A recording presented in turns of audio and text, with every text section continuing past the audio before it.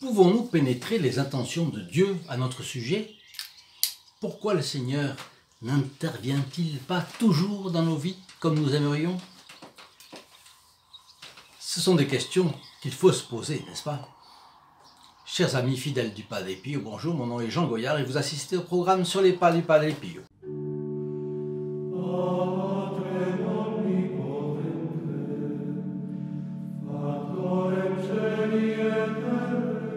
Aujourd'hui, nous avons une objection qui est faite au Padre Pio, et très souvent, et il le voyait, lui qui avait le discernement des esprits.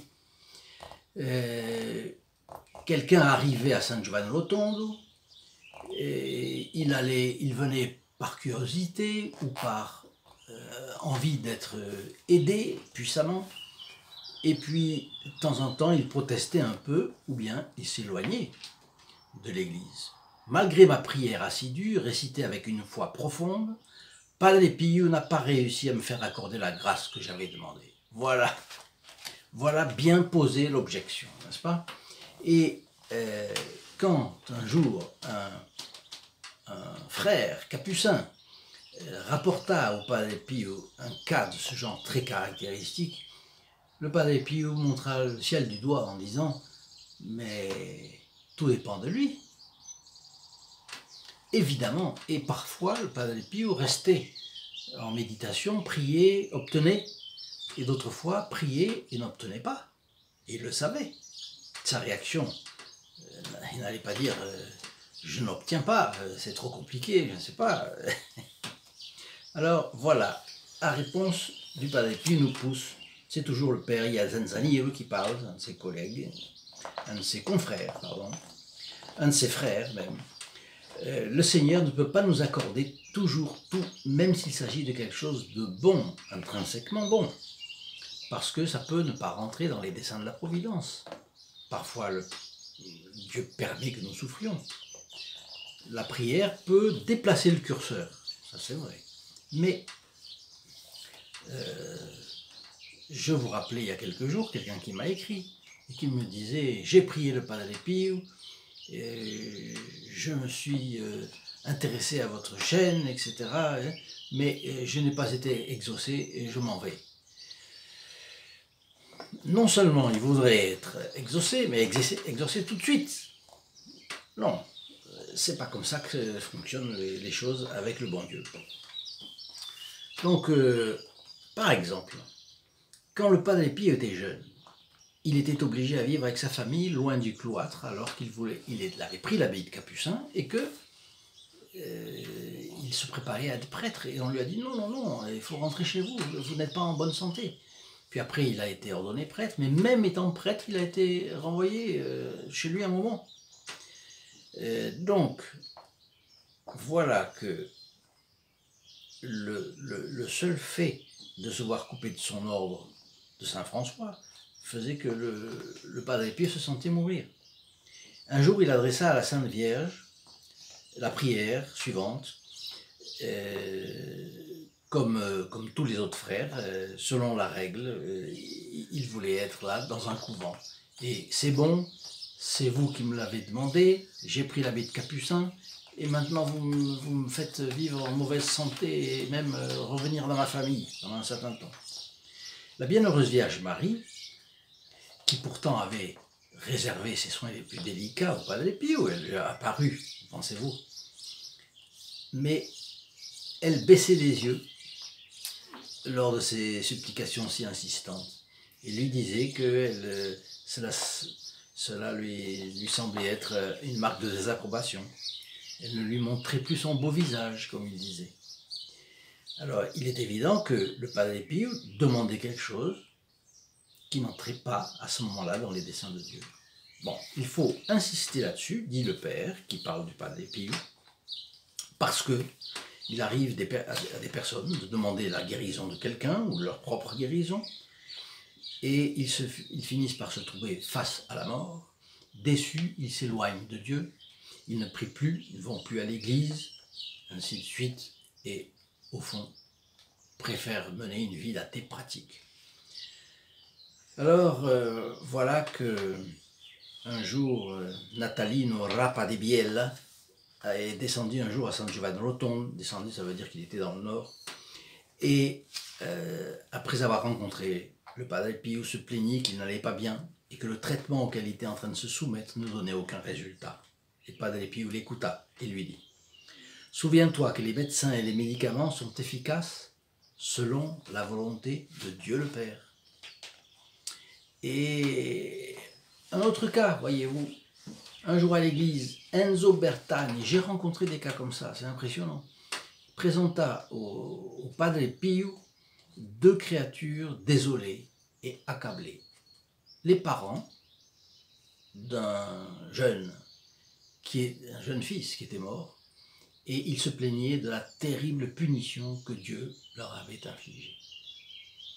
Le père, ayant compris le Padre Pio, leur épreuve, les réconforta le plus possible. Et puis il a prié, et puis il a vu que le fils était au ciel. Lorsque le saint Padre Pio fut rentré au couvent, il était toujours avec Enzo, c'est un jeune qui l'accompagnait.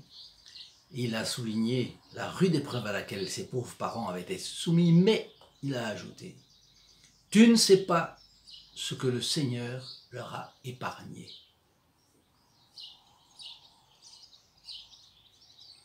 Et un autre jour, il a dit: nous voyons ce qui nous arrive, mais nous ne voyons pas ce que le Seigneur nous épargne. C'est très très significatif pour nous. Nous avons la vie avec les souffrances, les joies, et nous devons être résignés. C'est ça la chose. Et puis surtout, répondre aux inspirations, aux bonnes inspirations que le bon Dieu nous donne. C'est ça au fond. Quelqu'un, je crois que c'était Sainte Thérèse de l'Enfant Jésus, disait: laissez donc le passé à la miséricorde et le futur à la divine providence. Et vous, occupez-vous du présent. Cherchez à être fidèle dans le présent. Donc, faire ce qu'on doit. Ne pas résister aux bonnes motions de la grâce. Et comme nous disions hier, la foi, la confiance et la prière pour obtenir l'une et l'autre. Donc, vous qui êtes premier visiteur de notre chaîne, je vous rappelle que vous pouvez vous abonner et actionner la clochette qui vous permettront d'avoir les prochains Fioletti du Padre Pio ici commentés sur cette chaîne. Deuxièmement, vous entrerez instantanément, si vous vous abonnez et actionnez la clochette, dans les intentions de la messe du vendredi qui suivra votre abonnement, parce que c'est la façon que nous avons trouvé de vous souhaiter un cadeau de bienvenue. Vous qui êtes habitués à cette chaîne, par contre, ce que je vous demande, c'est de bien voir que le Padre Pio est une solution aux maux contemporains et que vous pouvez faire énormément de bien en partageant cette vidéo. Et ce que vous pouvez faire, c'est chaque fois que vous partagez une vidéo, vous entrez vous aussi instantanément dans les intentions de la prochaine messe. Ce qui fait que si vous partagez chaque semaine une vidéo quelconque de tout notre programme, il y en a beaucoup, sur notre site vous le verrez, eh bien vous aurez une messe par semaine dite pour vous, et en plus les personnes auxquelles vous partagez cette vidéo rentrent également dans les intentions de cette messe. Enfin, ajoutez votre like et laissez vos commentaires, cela m'intéresse toujours, je les lis et nous allons faire une séance de temps en temps pour répondre à ces commentaires. Et puis, rappelez-vous une chose, c'est que dans notre site, vous avez une page dédiée spécifiquement aux personnes qui nous soutiennent, y compris sur le plan économique, pour faire avancer cela. Pourquoi? Parce que d'un côté, il y a les impressions. Vous voyez l'impression de la photographie là, ce n'était qu'un début. Maintenant, nous en sommes à l'édition d'un livre qui vous plaira beaucoup sur le Padre Pio. Ensuite, vous avez, et bien illustré, bien composé, bien fait, pas ces choses-là, un livre de poche, non, ce sera un peu mieux. Et puis, vous allez Il y a une autre chose, c'est que les jeunes générations, elles se retrouvent sur YouTube, sur les réseaux sociaux, sur Facebook. Et donc, il nous faut faire de la publicité. Et nous ne pouvons pas, malheureusement pas, nous sommes très limités, nous ne pouvons pas le faire suffisamment parce qu'il nous manque le nerf de la guerre. Sans nerf de la guerre, pas de guerre.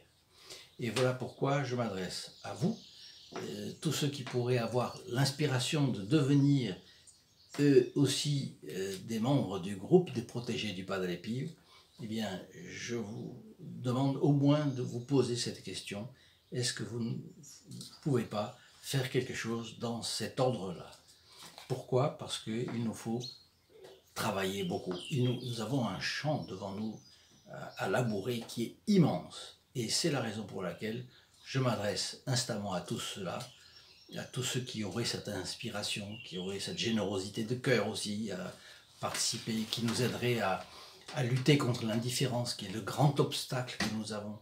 L'indifférence qui fait que les gens ne bougent pour eux, mais ne bougent pas pour une cause qui les dépasse. Voyez, alors si vous vous sentez de cela, eh bien faites quelque chose et je vous en remercierai. Surtout, le Padre Pio vous en remerciera parce qu'il a ses trésors pour remercier tous ses amis. Je vous souhaite une très bonne journée. Je vous souhaite également de recevoir la bénédiction du Padre Pio et c'est la raison pour laquelle nous mettons toujours à la fin de notre vidéo une petite séquence sur cette jolie manière de donner sa bénédiction du Padre Pio. A bientôt pour un prochain Fioletti. Au revoir. In nome del Padre, del Figliolo e dello Spirito Santo, e così sia. Sia lodato Gesù e Maria, e